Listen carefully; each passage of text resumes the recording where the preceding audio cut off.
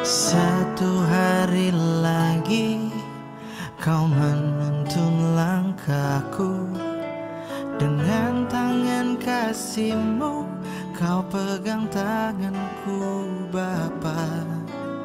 Satu hari lagi kau Jua-jua manbanta kerina perpulungan si kelengi Tuhan bagi orang tua kami saitun si kelengi kami. Mukasah paksana kita melakukan peanta jana arkiteken nas pe asetun ras nas PJJ bas minggu enda Bali maka enda mo sekaligus pe asetun bagi PJJ enta bas minggu enda ope dengan ras-ras kita murati ras merenungkan firman Tuhan si pebulat ukurta ras kita toto kita. Tuhan di bata Bapa kami siringan ibas surga, sahkan kami bujurman bandu, ija ibas paksa enda, muka sewaktuna kami ngelakukan PA saitun bagi PPJJ kami bas minggu enda, arah channel YouTube GBKP Kebaruan Lama. Ope dengar i pebagesi kami pengangkan kami karena firmandu, mindo kami kesahandu sibadia sing kuasai pusuh praten ras perukuran kami sing ngajari ras si pepanken katandu kubas pusuh kami dengan si pengasuh kami dalam kenca bas geluh kami si tetep wari ibas gelar Tuhan Yesus reh kami ertoto ras ngatakan bujurman bandu haleluya amin. Orang tua kami, saitun si kelengi kami, rikut pe raskrina perpulungan ibas sekitar PJJ bas berngenda. Kata di bata si jadi nas pe asetun sekaligus nas PJJ ibuat ibas padan si baru kitab Kolose pasal telu ayat sada seku ayat 4. Kolose pasal telu ayat 1 sampai dengan ayatnya yang keempat. Demikian firman Tuhan. Karena itu kalau kamu dibangkitkan bersama dengan Kristus, carilah perkara yang di atas, di mana Kristus ada, duduk di sebelah kanan Allah. Pikirkanlah perkara yang di atas, bukan yang di bumi. Sebab kamu telah mati, dan hidupmu tersembunyi bersama dengan Kristus di dalam Allah. Apabila Kristus yang adalah hidup kita menyatakan diri kelak, kamu pun akan menyatakan diri bersama dengan Dia dalam kemuliaan.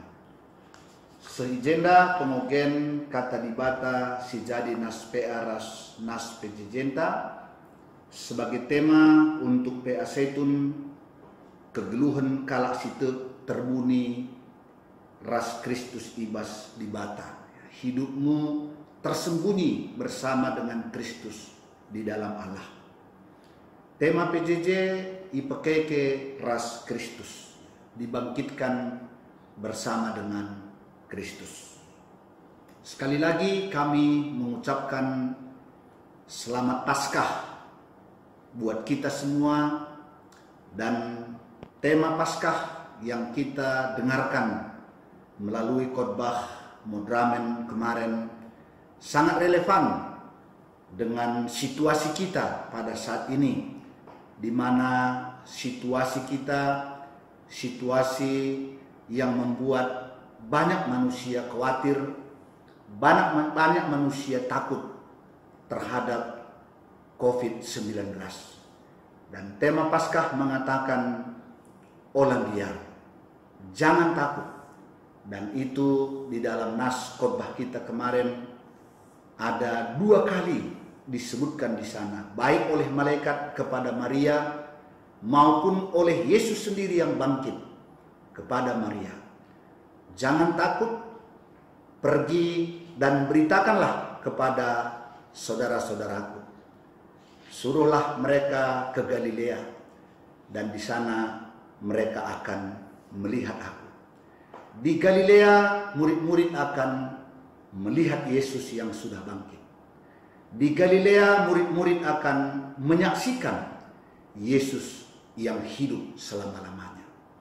Kebangkitan Kristus menjadi kemenangan orang-orang percaya. Kebangkitan Kristus menjadi jaminan kebangkitan orang-orang percaya. Inilah sukacita Paskah. Inilah kegembiraan kita di dalam kita merayakan Paskah di tengah-tengah kehidupan kita. Orang tua kami yang kami kasihi, jemaat yang kami kasihi, bagaimanakah Paskah menjadi jaminan kebangkitan kita? Bagaimanakah kemenangan Kristus menjadi kemenangan orang-orang percaya? Sebab sering kita mendengar Kristus bangkit dan itu adalah kemenangan orang-orang percaya. Sebelum nas PA dan nas PJJ ini, bagaimanakah kebangkitan Kristus itu menjadi jaminan kebangkitan kita? Bagaimanakah kebangkitan Kristus itu menjadi kemenangan kita? Di dalam Kolose pasal 2 ayat 12 di sana dijelaskan oleh Paulus, di mana dikatakan, karena dengan Dia kamu dikuburkan dalam baptisan, dan di dalam Dia kamu turut dibangkitkan juga oleh kepercayaanmu kepada kerja kuasa Allah yang telah membangkitkan Dia dari antara orang mati. Di sini ditegaskan oleh Paulus bahwa ketika kita dibaptis dalam nama Yesus yang dilandasi oleh kepercayaan kita kepadanya, yang didasarkan kepada iman kita kepadanya, maka melalui baptisan itu kita bersama-sama dengan Yesus ikut dikuburkan.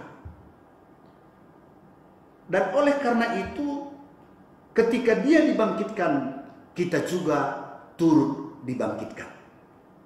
Jadi melalui baptisan yang didasarkan kepada kepercayaan kita, yang didasarkan kepada iman kita, bahwa kita telah dipersatukan, ikut bersama-sama dengan Kristus ketika Dia dikuburkan, dan kita juga ikut bersama-sama dengan Kristus ketika Dia dibangkitkan.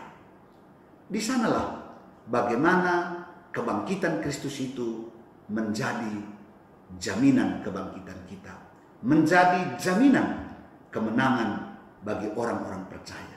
Karena itu tadi di dalam nas kita ditegaskan kembali, kalau kamu dibangkitkan bersama dengan Kristus, carilah perkara yang di atas, di mana Kristus ada, duduk di sebelah kanan Allah. Pikirkanlah perkara yang di atas, bukan yang di bumi. Apakah kita harus mengabaikan kenyataan bahwa sekarang kita hidup di dalam dunia? Kita hidup di dalam dunia beserta dengan segala kebutuhan dan persoalan-persoalannya. Firman ini tidak bermaksud demikian. Tetapi justru ketika kita mencari perkara-perkara di atas di mana Kristus ada, ketika kita memikirkan perkara-perkara surgawi, maka dengan demikian kita akan memiliki hidup yang benar. Kita akan memiliki hidup yang baik. Kita akan memiliki hidup yang berkenan kepada Allah. Orang tua kami yang kami kasihi, perpulungan psikologi kami, Rick Warren dalam bukunya The Purpose Driven Life, hidup yang digerakkan oleh tujuan. Jadi hidup yang benar itu dimulai dari tujuan yang benar. Tujuan itulah yang menggerakkan hidup kita sekarang. Kalau boleh dikatakan, ketika hidup kita digerakkan oleh perkara-perkara surgawi, hidup kita digerakkan oleh perkara-perkara di atas, di mana Kristus hidup, hanya dengan cara itulah kita dapat memiliki hidup yang benar. Karena ketika perkara surga, ketika perkara-perkara di atas di mana Yesus duduk menjadi hal utama menjadi hal yang terpenting dalam hidup kita, maka kita akan menjalani hidup kita dengan baik dan benar di tengah-tengah dunia ini. Salah satu contoh mengapa Paulus dalam segala hal dapat hidup berkenan di hadapan Tuhan. Mengapa Paulus di dalam penganiayaan, di dalam penderitaan, dia dapat hidup berkenan di hadapan Tuhan. Hal ini jelas karena hidup Paulus digerakkan oleh perkara-perkara di atas. Karena hidup Paulus digerakkan oleh perkara-perkara surgawi. Di mana salah satu firman yang terkenal yang ditulis oleh Paulus, Roma 8 ayat 18. Sebab aku yakin penderitaan zaman sekarang ini tidak dapat dibandingkan dengan kemuliaan yang akan disediakan bagi kita. Ketika kemuliaan surga itu menjadi tujuan utama Paulus, maka penderitaan demi penderitaan yang dia alami tidak pernah menjadikan dia lari daripada imannya. Tidak pernah menjadikan dia tidak lagi taat kepada Tuhan. Justru karena hidupnya digerakkan oleh perkara surga itu, kemuliaan yang disediakan oleh Allah itu, maka dalam segala hal Paulus hidup berkenan di hadapan Tuhan. Karena itulah dia berkata, apakah itu artinya bagiku hidup? Hidup adalah Kristus dan mati adalah keuntungan. Ini yang pertama. Kemudian yang kedua dalam ayat 3, sebab kamu telah mati dan hidupmu tersembunyi bersama dengan Kristus di dalam Allah. Inilah yang menjadi tema kita. Kamu telah mati dan hidupmu tersembunyi bersama dengan Kristus di dalam Allah. Sekali lagi ditegaskan bahwa melalui baptisan yang didasarkan kepada kepercayaan kita, kepada iman kita akan Yesus yang hidup, maka melalui baptisan itu kita bersama-sama dengan Kristus sudah dikuburkan, sudah mati. Dan ketika dia bangkit, maka kita juga bersama-sama dengan Kristus mengalami kebangkitan. Sekarang kehidupan kita tersembunyi bersama dengan Kristus di dalam Allah. Bagaimanakah yang dimaksudkan di sini? Hidup kita tersembunyi bersama dengan Kristus di dalam Allah. Mungkin kata yang paling tepat menggambarkan bahwa sekarang hidup kita tersembunyi bersama dengan Kristus di dalam Allah, yaitu apa yang dituliskan oleh Paulus dalam Galatia 2 ayat 20. Di mana di sana dia katakan, namun aku hidup, tetapi bukan lagi aku sendiri yang hidup, melainkan Kristus yang hidup di dalam aku. Dan hidupku yang kuhidupi sekarang di dalam daging adalah hidup oleh iman dalam Anak Allah yang telah mengasihi aku dan menyerahkan dirinya untuk aku. Jadi hidup kita yang kita hidupi sekarang ialah hidup di dalam Kristus. Hidup yang kita hidupi sekarang di dalam daging adalah hidup oleh karena iman kita kepada Kristus.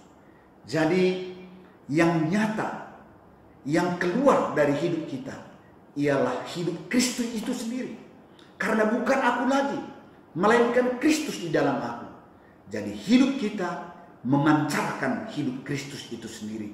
Hidup kita menunjukkan bagaimana hidup Kristus itu sendiri. Itulah artinya sekarang hidup kita tersembunyi di dalam Kristus bersama dengan Allah. Orang tua kami yang kami kasihi, jemaat yang kami kasihi di dalam Tuhan, sekali lagi melalui firman ini jelas dikatakan bahwa ketika kita mengerahkan hidup kita mencari dan memikirkan perkara-perkara surgawi, perkara-perkara di mana Yesus ada, maka tujuan itu akan membawa kita kepada kehidupan yang benar. Dan perkara-perkara yang di atas itu, perkara-perkara surgawi itu selalu berkaitan dengan perkara-perkara yang benar, perkara-perkara yang baik, perkara-perkara keadilan, dan perkara-perkara hidup di dalam kasih. Karena semuanya itu dikenan oleh Tuhan di dalam kehidupan kita. Kalau perkara-perkara surgawi itu menjadi utama di dalam hidup kita, hanya itu yang akan membuat kita cara melihat segala sesuatu yang ada di dunia ini dengan tepat dan benar. Kita akan dengan benar melihat bagaimana kita bekerja.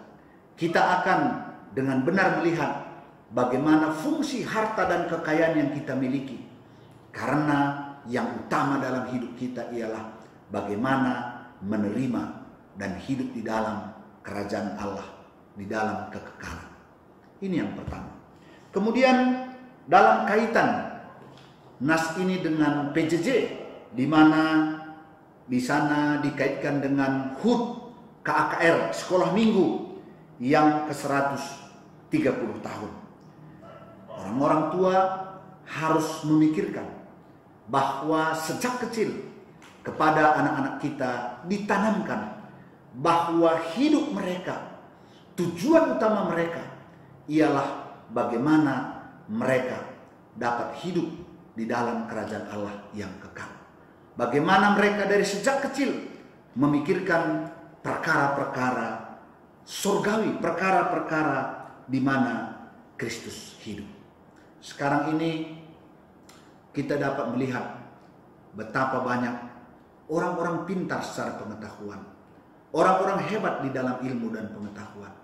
Tetapi ketika tujuan mereka bukan kepada perkara-perkara surgawi, bukan kepada perkara-perkara yang diinginkan oleh Tuhan, maka tindakan-tindakan mereka banyak kepada tindakan-tindakan yang tidak baik, kepada tindakan-tindakan yang tidak benar. Oleh karenanya, dalam memperingati HUT KKR ke-130 tahun, sebagai orang tua, kita bertanggung jawab mulai dari kecil. Kita mengarahkan mereka supaya tujuan utama, hal yang terutama dan terpenting dalam hidup anak-anak kita ialah memikirkan perkara-perkara surgawi, perkara-perkara yang di atas. Karena jelas segala sesuatu yang ada di dalam kehidupan yang sekarang ini adalah sifatnya fana, tidak ada yang kekal. Seperti kata Paulus dalam 2 Korintus pasal 4 ayat 16 sampai dengan 18, yang kelihatan ini hanya sementara, tapi kita melihat kepada yang tidak kelihatan, yaitu yang dipersiapkan Allah di dalam kerajaannya yang kekal.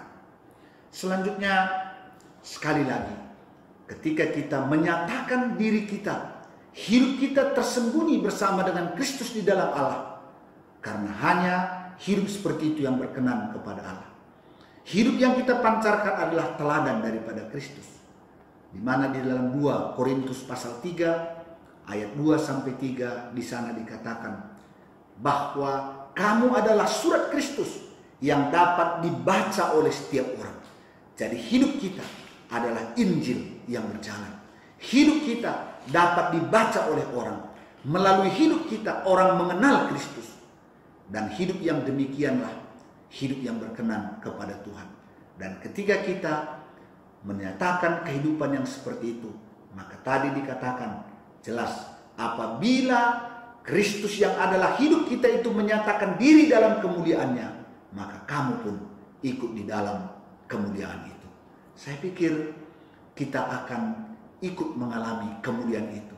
Dan bagaimana kita juga mengalami kemuliaan Allah itu, mengalami kemuliaan yang dialami oleh Kristus, yaitu dengan hidup tersembunyi bersama dengan Kristus di dalam Allah, hidup yang selalu menyatakan teladan Kristus, hidup Kristus, sehingga melalui hidup kita terpuji dan termulialah nama Tuhan.